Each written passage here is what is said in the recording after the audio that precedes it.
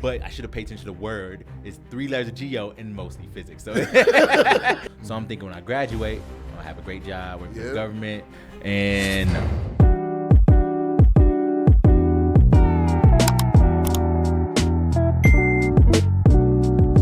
Welcome to the YSTEM podcast, brought to you by STEM Vice 360, where we ignite curiosity, break barriers, and empower the next generation of STEM leaders. I'm your host, Dr. Rameesh Madourie, an educator, a leader, and an advocate for making STEM education accessible, inspiring, and transformative. Whether you're a student, an educator, a professional, or just someone who's passionate about STEM education, this podcast is for you.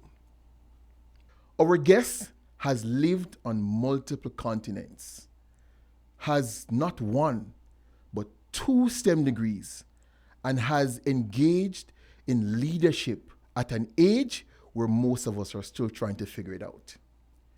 He's a problem solver, a builder, and a visionary that's using technology to solve real problems. Trust me, you will want to see how the story unfolds. So join me as I welcome Nahjee Maybin to the YSTEM podcast. Nahjee, welcome. thanks for having me, Ramesh. Excited to be here. Thank you for coming. So let's dive right in. You have a unique upbringing, moving around the world and eventually finishing school in Alaska. Can you take us back to those early years and share what life was like growing up and how those experiences shaped the way you saw education and your place in the world? No, definitely. I mean, I've always found myself to be very, very fortunate for the upbringing I had. Being a military brat, you get to travel, you get to be in, different territories. So I was born in Hawaii, born in the same hospital as Obama, I like to say. Oh, for real? Yeah, at Triplet Hospital in Honolulu, Hawaii. Okay. My dad was in the Air Force. So I'm also multicultural. So my dad, he met my mom in Japan while he was stationed there. Okay. And so I'm half black, half Japanese. So just having that fortunate, 2 very different perspectives, 2 very different upbringings in the household. And born in Hawaii. From Hawaii, we moved to Oklahoma. From Oklahoma, we moved to Turkey, which was a fabulous experience. I love Turkey. Some of the best food in the world comes out of Turkey. Most people don't know that. Also lived in Japan for a little bit, and then moved to Alaska where I graduated high school. So quite a wide range of experiences. And one of my favorite things about my upbringing is perspective. It's just being able to really understand and see all different perspectives across the world, from different cultures, from different backgrounds. Just being fortunate to have that perspective growing up. And education, of course, is very big in our household. I had kind of that, like I said, multicultural upbringing. So having a black family, having the Asian mom, education was no games, and a lot of my family, they really prided in that. And so, I was a nerd at birth, a nerd at heart, from the beginning. So you talk about perspective, though. Could you share, when you say perspective, what do you really mean? Because at the end of the day, you shared so many places, like you've lived so many places. Which one of these places do you believe shaped your perspective or is more dominant in the perspective you now have? I think it's the sum is greater than the parts, right? So it's not just one individual place. Of course, I would say Turkey, because I spent a good part of, from 2nd to 7th grade, I lived there. And seeing a whole nother culture. But when I say perspective, it's really understanding where people are coming from. Because when you see so much at such a young age, you can kind of understand where people are at isn't necessarily, their whole being. There's a whole story behind them. There's a reason why they think the way they are at that point. There's a reason why, they've gotten to where they are at this point. And understanding perspectives and not taking, everything personal or everything, to heart, and just really understanding where people are coming from and understanding their perspective on life really, I think, helps me, as I travel through life. Okay. I appreciate you sharing that, because knowing who you are, right? I think you show up in a space where it's so easy to connect with you. Like the first time we met, it's so easy to have that conversation and you're not feeling like it's forced. It's so easy to connect with you. You're saying that it's based on your sort of plethora of experiences. You've learned to appreciate people for who they are, irrespective of their backgrounds, right? Yeah. Okay. And also I'd add, being a military brat, you're forced to make friends. So I move. Right? Okay. So you're not just in one hometown in one place with the same friend group from kindergarten to 12th grade, right? You just have to learn how to make friends. So that's one side benefit, is that we're just able to, make friends. On that note, making friends is not necessarily easy for everyone. Yeah, no, agreed. What are some strategies that you believe that you've had to use over the years in order to make authentic friendships? I think being easygoing, right? Not always trying to, even when you're a leader, sometimes in certain situations, just not always trying to force, the direction of a conversation, the direction of where to go, being open to new experiences. That's always key because you never know, when you meet somebody, if they're going to share something that you've never been exposed to. So just being open. And then also just finding common interests quick. It's a common skill using networking, right? When you meet somebody, you'll find quick, oh, you like golf? I like golf. Or you like skiing? I like skiing. Or you like sports? I like sports. Just find those common bonds and threads, just make it real easy to kind of just build that. And then lastly, of course, breaking bread. Nothing beats breaking bread and sharing a meal, right? And really, I think that's the most down-to-earth, grounded way to make friends is breaking bread with somebody. Okay. With all the move around, how did you find stability? Because I believe to be a leader, as you are, CEO of an organization, you must be able to find stability. Now, having moved around so many times, how do you find stability in your life, in work, in family? How do you find stability? I think in my youth, I think family, right? Very big family oriented. Like my dad, my mom, like, he's the type, like, have you called your grandparents recently? One of those, like, just even though, because we were far from them most of the time, right? I didn't grow up with my family around me, but I think just having those family connections, those family bonds, really being rooted into, we are doing this for a purpose. Like what we do in life is for our family, just really having that pride in the family we come from, what our family's done for. I mean, my dad gave me lectures for night after night after night about, my great grandma, she was cleaning homes, and look at where we at today, just kind of understanding our ancestry, you know what I mean? Like how far sharecropping wasn't that far back, things of that nature. Understanding kind of my mom's lineage and how when she was in Japan and where her family comes from and things of that nature, just really being grounded in family and really being centered around family. I think even though we're moving around, there's always a strong sense of family. I know we want to dive into the idea of STEM education because a lot of times we want to find out how you get to where you are, right? But I think there is something to be said about the foundations that you had to develop to get to this point. You didn't just get up to be the CEO. There are certain fundamental things that needed to be developed. What are some of those morals or characters that you believe that your father, mom, or even the entire family instilled in you that assisted you in sort of developing this strong foundation that you now have? I think one, putting others before self, right? I think that's the first thing.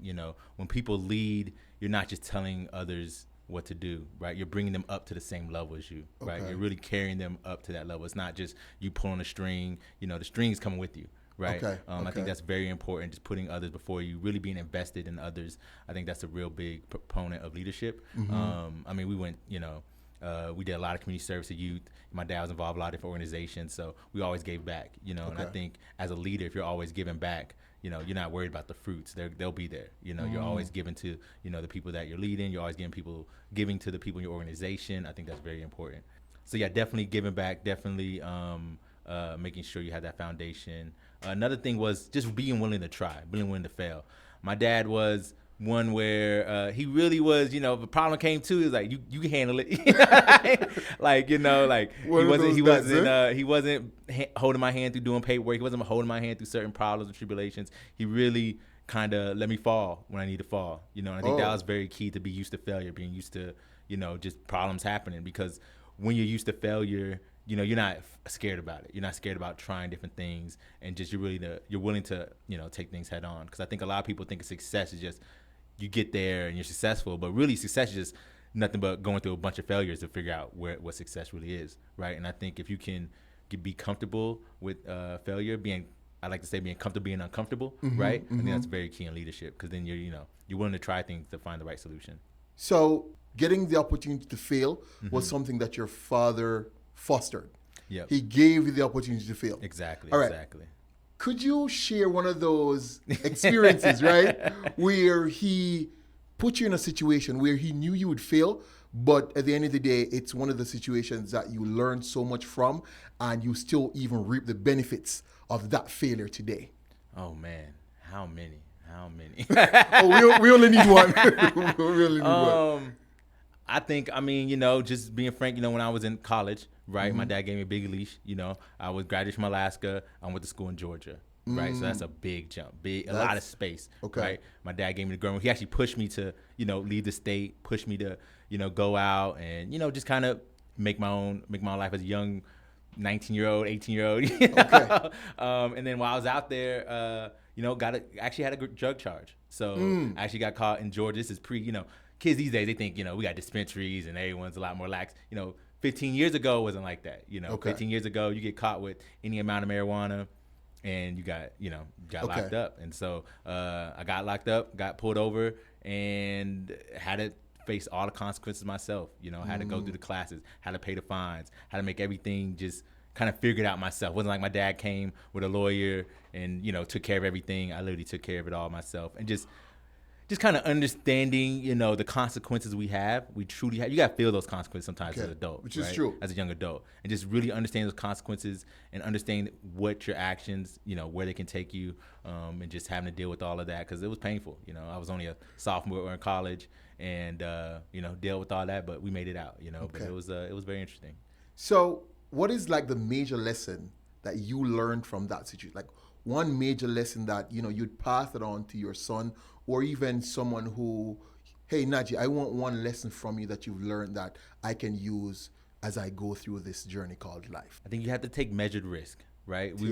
Measured risk. We were talking about how, it's good to try things, be risky, and really, learn to fail and try things. But there's got to be a measure to what you're doing, right? Okay. You can't just be risky just to risk it, right? Okay.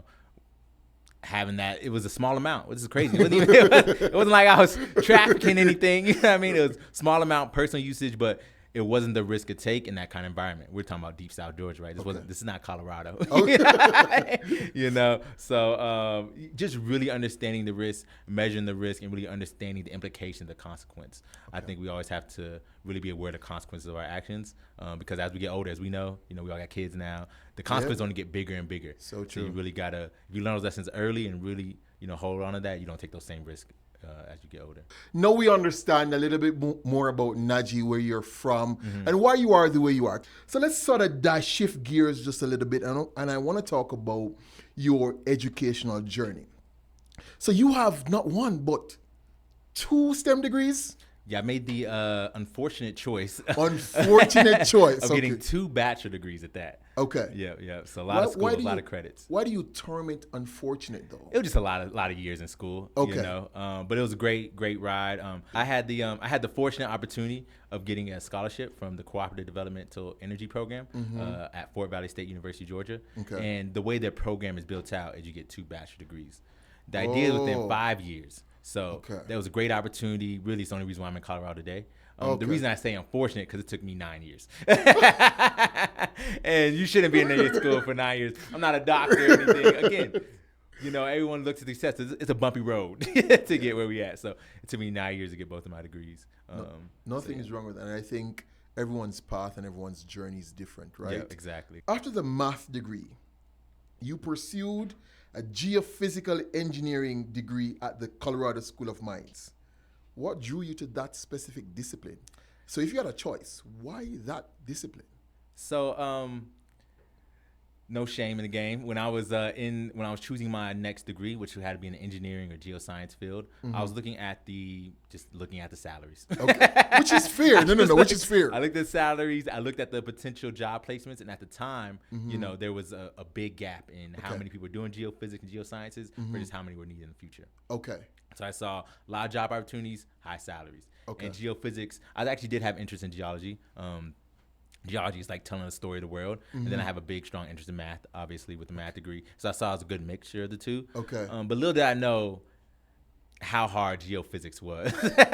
I did not know what I was getting myself into. I think when I started at Mines, something in geophysics is, mostly geology, a little bit of math and physics, but I should have paid attention to the word. It's 3 letters of geo and mostly physics. So, doing geophysics, it was very math and physics intensive. I mean, really physics intensive. It's basically another physics degree. And as anyone who does a physics degree, it's, your brain is just going deep into, advanced mathematics. So, but I was drawn into that way. And then I just really fell in love with how everything intersected. It was a great intersectional degree where you had multiple disciplines kind of working together to solve problems. Okay, so you said that you didn't know what you were getting yourself into, right? So which sort of gives us a segue into the next question. What are some challenges and breakthroughs that you faced as you move through this 9-year educational journey? What are some of those things, especially the fact that you didn't know what you were getting yourself into in the last degree? Mm-hmm. Yeah, no, I think there's always some indecision, right? When you're trying to figure out in your 20s what you want to do. Okay. So I graduated my first degree in 3.5 years. I started my geophysics journey in 2013. From 2013 to 2015, I'm kind of half-timing it. Okay. Because I have a job at the time. Okay. And I'm trying to get my job to hey, it's a geophysics job at the time too. Okay. I'm trying to get my job hey, I got these credits. Basically on all my credits, I kind of am a geophysicist. But they're like, oh no, you got to finish a geophysics degree. So I'm like, do I really want to spend all this time to get a geophysics degree? And there was just a lot of back and forth of, do I just go get a job? Do I finish a second degree? Okay. But one thing that really stuck with me is I didn't want to say I went to Mines. I want to say I graduated from Mines. Because just knowing the caliber of school it was and the opportunities it could present, I didn't just want to be, someone that, I went there, but I wanted to really say I graduated and was alumni there. So that's one thing that stuck with me and really made me to finish. At the time I was getting paid from going to School of Mines through my job. And, those next 6 years of getting my second degree, they pulled out the funding, of course. Okay. So there's that challenge of figuring out, okay, do I want to finish, right? Okay. And that was all wrapped into it. But I said, I'm gonna take the loans out, the student loans out. Hopefully they get forgiven one day, and I don't think it's gonna happen, but but you never know. But yeah, I was just playing just weighing my options and just decide stick with it, finish it, because I think I didn't want to have the regret of what could have been if I finished. Okay. I really wanted to just finish and get through with it. The idea of stickability really came to me a while ago because you did the first degree in 3.5 years. But then the other degree was almost 6 years. Almost 6 years, right? Yep. And then in between there, the funding got pulled. Yep. What really made you stuck with it? You already had a degree, right? And student loans. Yep. What was that sort of determining factor why you decided, hey, I have to finish? What was that? I'm fortunate. I have a great peer group. So a lot of my peers were getting their second degrees in engineering. So you a lot of us are products of our environment. You got to be in that fortunate position where you got a lot of those kind of positive things in your environment that push in that right direction. So that definitely helped me. My friends are getting engineering degrees. I graduated in 2018. They're graduating in 2016. They're graduating in 2015, 16, 17. And I'm like, I can't be the only one without an engineering degree, And that's the thing. We all started with the way our degree program worked. You started with a math or science or chemistry or a biology degree, and then your second degree was in engineering or geosciences. Okay. So all my friends were getting their engineering degrees, And I'm like, I want to get my engineering degree too. So I had that benefit of the environment. I just had that idea that I just didn't want to have that regret. I think when I look at regrets, we rarely have regrets on when we do something. Right? When we do something, it's like you're not going to get what you did. You did it. You found out what you could do. Okay. Most of the times, our regrets lie on what we didn't do. Right? Okay. Like that is where the true regrets lies. Like, oh, I didn't do this. Oh, I didn't do that. Right? But if you do something, regardless of the outcome, most of the times you're not regretful because you knew the outcome. You're not going to be regretful. And I didn't want to have that regret of not doing something. Okay. Can you share how your technical education prepared you for the world of business and leadership? I always say that in school, even though we might not do exactly what we studied in school, what school is meant to give us is confidence, right? Okay. Above anything and everything. I actually got that from Michelle Obama. She actually said as a quote, like, what I got most from school is confidence. Okay. And I took that, because I'm not a geophysicist today, and most of the geophysicist alumni that I met from Mines, most of them weren't geophysicists, which is, quite peculiar. But when you look at it, you look at the schooling that we went through, there's no equation I handle today that is harder than what I was doing in school. Right? So the confidence it gives you that you can solve problems, the confidence I can give you that, whatever's put in front of me, we can make it happen. I think that's a lot that really helped push me, in business and leadership. I think you kind of have to go through those rigors of school, those late nights, those deep research days, labs. Everyone remembers labs. Labs are the worst. Oh, oh God. I think people who don't have labs don't know how bad labs are. They're like a paper, a math test, and everything just rolled into one, right? So I think just having the opportunity to really be pushed through that rigor really gave me the confidence to tackle on business and leadership. So one of the things regarding our students today is that everything is hard. Like everything, a simple math problem is hard. What do you say about the concept of being hard in our society, especially education? What do you say to the student who says math is harder, physics is harder, chemistry is hard? What do you say about that? That's interesting. I can get on my soapbox about the education system. We won't get on that soapbox. No. I want you, like, your authentic opinion when you think about the idea of schooling, because the idea is I want you to talk to the young person who is going to listen and say, you know, I'm really inspired by Nahjee's story. I think it's twofold, right? Okay. Because it's not just the kids, but the kids are only gonna go off the situation they're put in. Okay. Right? You know, so I think what has happened is the lack of investment in our education system, the lack of support for teachers and things of that nature. You know, when they're going through those formidable years, especially K through 6, you know, which are like really impactful. I think we sometimes kind of underscore how impactful those years are, right? And how they mold a kid's brain into, you know, how they want to look at different subjects, right? Okay. I think math gets one of those things that just gets kind of lagged behind. Right, in those formidable years, because I think a lot of people who are really great at math, you know, they're not in the elementary school, you know, they're just not there, you know. So a lot of the aptitude they get towards math, the kids don't get that love.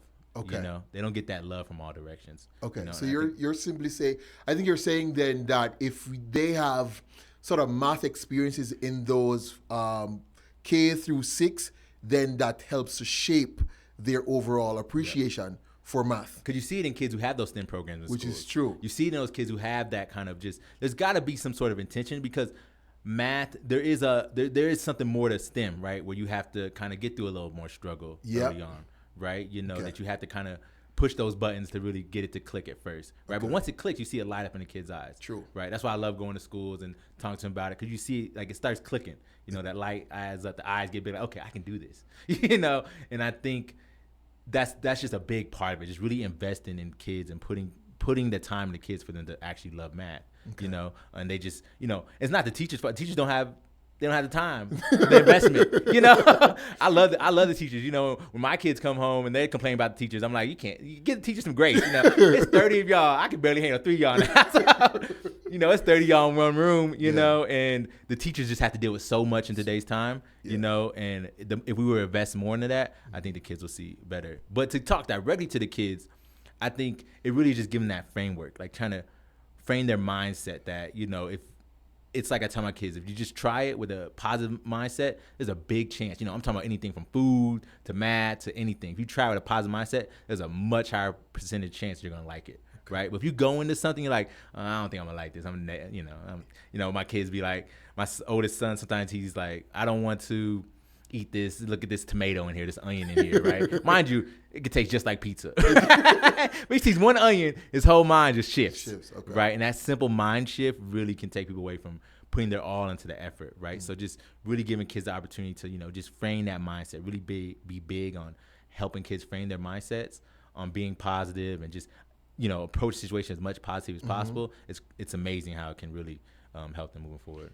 So it seems you have a serious appreciation for teachers within the education space. Oh, for sure. Is there a one teacher or two teachers that you feel has made such an impact on you that it made your educational experience that much richer? Oh, wow.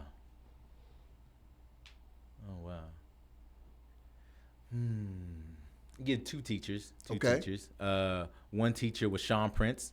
He was our he taught history and different subjects. But one teacher we had a class for student government. You know, when you're student government in school, we actually had a class for that. So he was our student government teacher. We basically just ran the student government class. And just his approach on life. He this is before social media was big and everything, right? It makes it sound old. but we're getting up there. I'm just saying, we're getting up there. This is before Snapchat, before Facebook. You know, Facebook just got released. You know, but he just had a really refreshing approach on life. You know, what life means, like the importance of things. He was one of the first people that was bringing like that holistic health. You know, I saw him in the back of the classroom eating vegetables, you know, just raw veggies, right? You're like, what are you doing? You know, just having a very different approach. And I just loved how much he was willing to share his different approach on life, you know, to the masses, you know, because now everyone wants to be holistic, right? But this is before this was, you know, real big and social media was a thing. And then Dr. Hudson at Carl School of Mines. So before I left Carl School of Mines, I wanted to at least have one black teacher. At least one. Okay. And I found out he was a black teacher at Mines, and he taught a brilliant class on politics, religion, and just how it all works kind of in society. It was a senior level elective, so, really deep level of thought.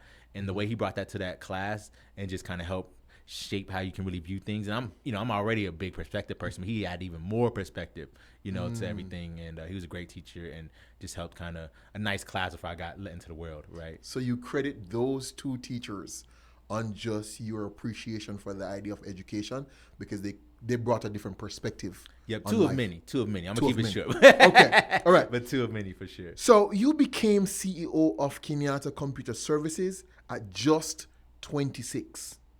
That's huge. What was the transition like, and what were some early lessons that you learned? Yeah, I think as most of our big decisions in life is made out of necessity, right? Okay. So I graduated from Mines. I'm on a high horse. I'm feeling good. Finally got my geophysics degree after 9 years. After 9 years. After 9 years. 9 years. So yeah, just feeling good on a high horse. And I've had this internship at the Bureau of Reclamation. So I was working with the government as a geophysicist. So we were doing field studies, doing data processing, putting reports together. It was a great full spectrum of the geophysics experience. Okay. And I've been there for 6 years on and off while I was going through school. So I'm thinking when I graduate, I'm gonna have a great job working for the government. And no. No. 2 months after I graduate, they let me know that I won't be moving forward to full-time employment. Wow. And this after 6 years there, so I'm sad. I mean, I go home and cry, real pain, right? This is real pain. I can imagine. Yeah, because I'm thinking I'm after 6 years 9 years of this thing. Yeah, right? yeah, and then 6 years of, I'm only 14 years away from an early retirement. The plot is there. I mean, government employee, living good, be a scientist, all that. So, you kind of, when you're in 20, you kind of have your road mapped out. But as I learned, life is life, and life doesn't typically go how you want it to go. So it let me know that, my last day was September. And during that time, September, I went to a career fair at Mines. They had a fall career fair. So I went there. I'm just like, I don't know if they're going to pay my worth. There are a lot of entry-level jobs. I got 6 years experience. I don't want no entry-level job, right? Coming out, I want that mid-tier job, right? Where I would have been making if I had my my job at the government. And during that time, I needed to make money. So I was working for my dad's company. So KCS is actually founded by my dad back in 1990 while he was in the military. Okay. And so we were doing project-based work. And I take one project, and it was a big project after I've done a few small ones, and we made almost $10,000 in a week. And I'm at 26, right? Ooh. And after COGS and everything, it was a pretty good take home after all the costs. And I'm like, wait a second. Yeah, this. Wait a second. These offers at career fair and everything, they're saying, 10,000 is working a couple months. We just did this in 1 week. Okay. And so I look at that and I talk to my dad further. And I see the opportunity. I've been working with it for a couple months now.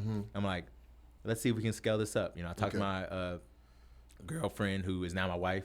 Talked to her, and I'm like, should I go all in? Should we, should I do this? And she supported me fully. And we have the support of a woman, a strong woman. Anything's possible. Anything is possible. Anything is possible. And she fully supported me. And then the rest is history. We kind of just went from it to there. And a lot of lessons early on. Business is so much failure before success. It is so much failure before success.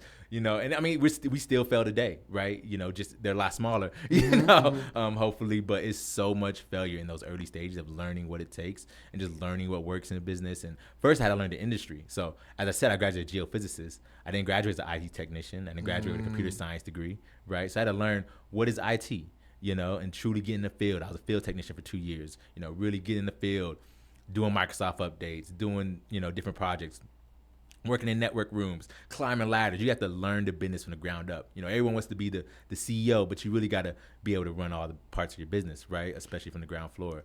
So you had all these technical skills from these 2 degrees. What were some of those transferable skills that you used to really get you to where you are now? What were some of those skills? going back to problem solving, right? I think a big part of problem solving is knowing how to use your resources. And my number one resource, Google. This is before ChatGPT. You can just throw it in chat and get all the answers, right? You got to be I call myself an expert Googler. Like an expert Googler. Okay. Like in the sense where if I needed to find something on Google, I was going to find it. The solution, the PDF, the manual. If I was out there in the field, I was going to use Google to help lead me to where I need to be. Because again, I didn't have the degree, I didn't have experience at that time. Again, I was very fortunate. I was able to kind of trade off my dad's name, so he's able to put me in different kind of opportunities where I'll just, he gets to just send me out there because his name, his experience we're leaning on, right, in those early years. And so I'm just being able to learn by the fire. Okay. Yep. And after those two plus years, I've kind of figured out, okay, I know how we can start scaling this business. And, after 2 years. Yeah, 2 years of being a real field technician, So you were grinding, learning everything you needed to learn for 2 years before you decided to be able to scale. Yeah, exactly. Just understand the industry, right? You got to understand the industry. Because some people, when they're going to business, they work for a company for 5 years or something, learning the industry. And they're like, oh, I can do this on my own. So this is me doing that kind of research of what the industry kind of is and where we can kind of focus our scalability at. Okay. Yep. So you've shared your journey. You've shared your appreciation for failure. You say business is just a bunch of failures until you get to the success, right? As a Black male CEO in tech, have you faced any unexpected challenges or biases, whether in corporate rooms or client interactions? I think a mixture of maybe being young and Black, right? I think, understandably so, buyers typically buy from people that are like them. Yep. Right, it's just the natural inclination, right? Okay. That's why we love supporting Black business. Yep. It's just a natural inclination. Feel at home. Yeah, exactly. So again, back to that perspective, I don't take it personal, right? You just gotta understand the buyer's, persona, right? You identify those ICPs, identify, who shares your values. Okay. So that you can get past that, right? But just understanding, I'm young, so when I come in a room trying to sell them on IT expertise or IT solutions, they're like, what do you know about IT solutions, right? So just getting over that, just learning how to get over that, just learning how to navigate, different spaces, how to get, more leads, how to scale. One thing that was very big for me was joining an accelerator program, which is like getting an MBA without getting an MBA. Okay. So I joined the EOA, which is the Entrepreneurs Organization Accelerator. And by joining that program, that really taught me how to scale. So we went from, right around $250,000 in revenue at the end of 2021. And before the end of 2023, we was over 7 figures just from that accelerator program, right? Just teaching you those different skill sets that you really need to learn. What does it take to scale a business? So I always suggest, if anyone can get into accelerator, that's really key because it's like getting an MBA, but you're in your business. So you get to take the things you learn and take them right back to your business and apply those lessons, right? On-the-job training. Exactly. So that was really big. Big. How do you navigate those spaces while maintaining your confidence and vision? Just practice. It's just practice. Magic took a deep breath. I think imposter syndrome is very real. Wow. Like it's not something that, you just get over overnight. I'm not that braggadocious. That's how the greatest football players, the greatest basketball players, the greatest athletes, they kind of have that kind of utmost confidence, right? I mean, it takes you a little bit to get there. And for me, I think it's just practice, right? Being in those rooms, understanding, okay, I've been in rooms where I knew I left that presentation. I was like, I did not do well. I could have came prepared better, but you don't know that until you're in that room. Right? Like it's hard to really understand what it takes until you're there, right? Like, progress is better than perfection, right? Like you gotta. Say that again? Progress is better than perfection, right? So you gotta just make a little baby steps, put yourself out there. And the more practice I got at it, the more I was able to get over my imposter syndrome and really just getting, going to these conferences, these IT conferences, seeing where others are at, and be like, we got all the tools. We can do what we can do. And just building that confidence by getting those reps in the gym. I compare a lot to being in the gym, right? It's, you're not gonna be able to bench 225 unless you bench a lot of things before 225. And that's what you got to do in business as well. Okay. Do you feel pressure to represent in ways that might not be authentic to who you are? Like you're in a space, you're not the dominant culture. Do you feel any way pressured to to be someone else or act like someone else just so you feel a little bit more comfortable? I think it's the opposite in the sense where you feel pressure to represent your culture, right? It's more so like you don't want to mess up as a black business owner to where people who aren't, black and typically don't do business with black business owners, that they're going to be, they're going to look at black business like, do I want to work with that kind of business in the future, right? Okay. It's that opposite pressure where like, you don't want to represent, minority business owners as a whole, Okay. You don't want to represent minority business owners as a whole as, subpar or doing bad business. That's why one thing we always say when we're talking between our leadership, we always do good business. Like if we mess up, we show accountability for our mistakes, because mistakes happen in business, right? You show accountability, you do guarantees, you make it right, things of that nature. Good business will always follow you. Bad business will always follow you. So the more good business you do, the more I think will come in your favor. So I think the opposite is that pressure just really overperform. We were told as kids you got to work twice as hard, right? Yep. And yep. and so that pressure still exists, right, in business, right? We don't have those same opportunities over and over and over to get those same kind of caliber clients. So when you get that right client, you got to show out, right? You have to be at a different caliber. You have to dot your I's, cross your T's. You really got to show out in order to leave a great impression. Okay. What has been the most difficult decision you've had to make as a STEM leader, and what did you learn from it? We had a great client, 2021. By the end of 2020, we met a good client, and I performed 2 of our biggest projects to date, over 6 figures in revenue, right? Gross revenue. Okay. And I'm feeling good. You're like, I did that. We're moving the biggest contracts I ever did to date. And we start building a big relationship with this client, and they're promising, okay, we knocked out these 2 projects. Over the next few years, we have millions and millions of dollars of projects that we can complete together. I'm like, okay, great. Sign me up. Like, who am I to say no? And so we take on a huge project, so like I said, those 2 projects combined were over 6 figures. Now we have 1 project, well into the 6 figures, right? We take this project on, and because it's the first of many, I took on a few risks, a few liabilities in the contract, right? Just say, we get past this one, learn the process. Project 2, project 3, a lot of revenue, a lot of profit. I'll pay the tuition to learn. Yeah. Right? You have to do that in business, right? Yeah. Your profit margin might not be there early, but you need to learn what it's like managing a project this big. Okay. We take on the project, and after the first month or so, things quickly start going downhill. A lot of delays, a lot of he said, she said, who's responsible for which part of the project. Because at that point, we're just installers, but there's also a design phase, different phase of the project. And the design wasn't done well for the project. Okay. And because the design wasn't done well, it kind of rolls downhill. Yep, okay. And with it rolling downhill, it kind of came to us like we did something wrong with the design, or we're not installing properly. And there was a lot of lot of strife. And this project started in May. I get to October, right? The project's supposed to be done in August. We're in October, so as you can imagine, we're well over budget. We're strapped with cash, and I look in the bank account on a Tuesday. It says we have $22 in the bank account. Say that again? $22. $22. No business. I don't know any business that can run out $22 in the business bank account. And the reason Tuesday is because the project was out of state, so we're paying for travel, and the hotel, just ran a debit every Tuesday for the last week's rooms.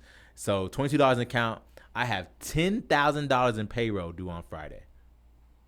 So I have 3 days to figure out how am I going to make a $10,000 payroll. And as any business owner knows, you cannot mess up payroll. People start walking out the door. Yeah, and there goes your business. There's my business. There's my reputation. People start talking. Hey, this guy doesn't pay his workers. Things of that nature. It's real bad for business. And again, I'm all about good business. So within the span of 3 days, I had to figure out how to make the $10,000. I'm calling resources, problem solving. I'm calling everyone I know, family, friends. Hey, I'll pay you back. You know what I'm saying? Like whatever I can do, I make it happen. I make payroll that Friday. You got to swallow your pride, in that situation, right? Okay. You got to understand. And then I ended up having to fire that client right? A lot of people think that you are the only one that can get fired, but you can fire your clients that don't serve you, that don't match your values, that make you stressed at night. Any clients that's keeping you up at night, making you stressed, you don't like working with, it probably costs you more than you think. A lot of people fired. Yeah. So I had to tell the client he wanted us to finish the project, and he was putting all these other stipulations that were going to put us more in a debt hole, and I was like, no, can't do it no more. We've already lost I think over that project we lost a little bit over 6 figures on that project. Wow. Right, over that time of that project. Paying that's big, a lot of money. A lot of money. And we didn't have, that kills all the profits, right? All our profits gone plus some, right? From all our other work we're doing. We're basically at that point, you're doing projects to pay for that project. You know what I mean? Outside of that. Sense. Yep. And so we had to get rid of that client. But the biggest lesson there was just how important values were in business. Early on, you're going to say yes to everything. I mean, it's hard not to, right? You're looking for the money. You're looking for the money. But there's a certain point where you got to say no. And it's when the values don't align that we understood that's when we had to say no. And that's where the Accelerate program kind of helped teach me that, how important those values are. Because then that's when you find out when things aren't going well, that's where the values come out. Right? That's when you understand how people work together, how people get through problems. And once we got to that and learned that, we haven't looked back since. Okay. So when you look at your journey so far, from Anchorage to Fort Valley to CEO, what's one of your most proudest moments? Oh, man. Seems like you have a lot. Share two. Share two. Yeah, I think it's big to have gratitude, right? You got to try to reflect on your journey. Okay. Right? I think that's big and important. So I'm always reflecting. I think just making your parents proud, right? You know what I mean? I think parents invest a lot into their kids, right? And just, it's a family business. So seeing the pride in my father's face, seeing the pride in my mother's face, and just seeing that, all their hard work didn't go to waste, and taking the family business and scaling it up and just making them happy, being a rock for the family. I think that's important. Is Dad still involved? Yeah, he's still involved. On the founder level. On the founder level. Yeah, on the he's founder level. He's no longer going in the field. He's just. He goes in the field here, but he gets to choose. You don't have a choice at this one. Yeah, he has a luxury. Okay. He's earned that right. So, but yeah, he's in the field because he loves being in the field. He loves being in tech. Okay. For real? Yeah, I mean that's where the business started. Okay. He's had a love for computers from the '80s. Back when there was one computer in the back of the classroom. And they had to take turns, right? So he's had that love for computers. And he's out. He lives in Vegas now, so he's trying to help grow our business out there. And find us clients out there. But yeah, being proud of that, and then just I think just being an example for my kids, right? Just really, they can see entrepreneurship is possible. Okay. I've learned so much about you in this short space of time. Like we've had many conversations, right? And, it's always been so easy, but I've learned so much about the authenticity of you and where your values come from and the things you find dear to yourself. If you could sit down with your 18-year-old self, what would you say to that person? Man, well, buy a property. I mean, Okay. But no, besides the obvious, I don't know. I think just do what you do because we always want to look back and say sometimes, hey, I want to change this or change that, but I wouldn't be who I am today without so many of those experiences. Okay. Right. And there's so many things I'm grateful for. Like I made some bad decisions in my 20s. Right. I did my 20s as a stereotypical 20s out, late nights, living downtown Denver, just doing that kind of stuff. And but so much of that built me to who I am today. Some of those skill sets built me out today, and yeah, I'm just grateful for all of it. I think I'm I find myself to be very fortunate about all the things that have came before me. Even KCS, right? KCS was something my dad started, right? I just happened to be there. CDEP, the scholarship program I had, my best friends were already in it. I just happened to hear about it from them. Okay. There's so many things that if you change one thing or you move something to the left, we all watch Marvel. You change one thing, so many other things could change, right? I might not be in Colorado. I might not have met my wife. Moved to Colorado, right? We're both not from here. So many different things where I'll just tell, just keep doing what you're doing. Be Nahjee, it'll figure itself out, and I think that's very key. All right. What's your vision for the intersection of STEM, education, and community in the next 10 years? You got your perfect world vision. Okay. You got your realistic vision. Okay. Right. Perfect world, so much more investment in STEM. Okay. I think it's so important, so vital. I mean, we see what AI is doing, right? Mm-hmm. They're suggesting AI is going to take out so many entry level jobs. So true. Right. And the importance of not shying away from it, but really learning how to leverage it. So in a perfect world, it's just all the investment in the kids, all the investment in the STEM. I think that's one thing we're lacking here. Okay. But in a realistic world, I always say you can help out where you can, right? Okay. So my vision is for us to help out as KCS, build KCS into a true institution, big, 8-figure institution, to where we can give back as much as possible. Okay. Provide those opportunities, provide that exposure, provide that accessibility. There's so many people that didn't know how accessible IT was. I've had people who were second chance citizens, couldn't get a job because of felony on a record from 12 years ago, right? Couldn't get a real job. They're completely different people from then, right? And they come on to our teams, they're pulling cable, they're installing networks. They're like, wait, now I got a whole career. Now I'm in the electrical union, right? Now, I don't have a job. Now I have a whole career with benefits and things of that nature. And just providing that exposure and opportunity, I think, is very important. And, you can't save the world in one generation, but you can definitely impact it. And I think that's where we can try to impact the world with our vision. Appreciate that. So you share, sort of the vision and some of the morals for your company. I want you to, in 30 seconds, share with our viewers. Tell them, what KCS is about. What are some of your morals, your vision for the organization, and why would someone want to engage your company in sort of business or partnership? Yeah, no, definitely. So KCS is community, connections, and convenience. For us, when it comes to community, as you've seen, we don't believe that if lives are proven around us, we're not doing our job as a business. That's the lives of our clients, lives of our team members. We really want to make sure we're leaving a positive impact. Next is connections. We really believe that, IT is more than just data, electronics, and the internet. It's really about connecting people. They're connecting their thoughts, connecting their ideas, connecting their goals. And so we really understand that if you're servicing IT from a people-first perspective, that there's a lot you can accomplish. And lastly, convenience. Work smarter, not harder. We want to be adaptable. We want to be direct. We want to be well organized. Just be able to really impact our clients positively and make their lives as easy as possible and present true ROI.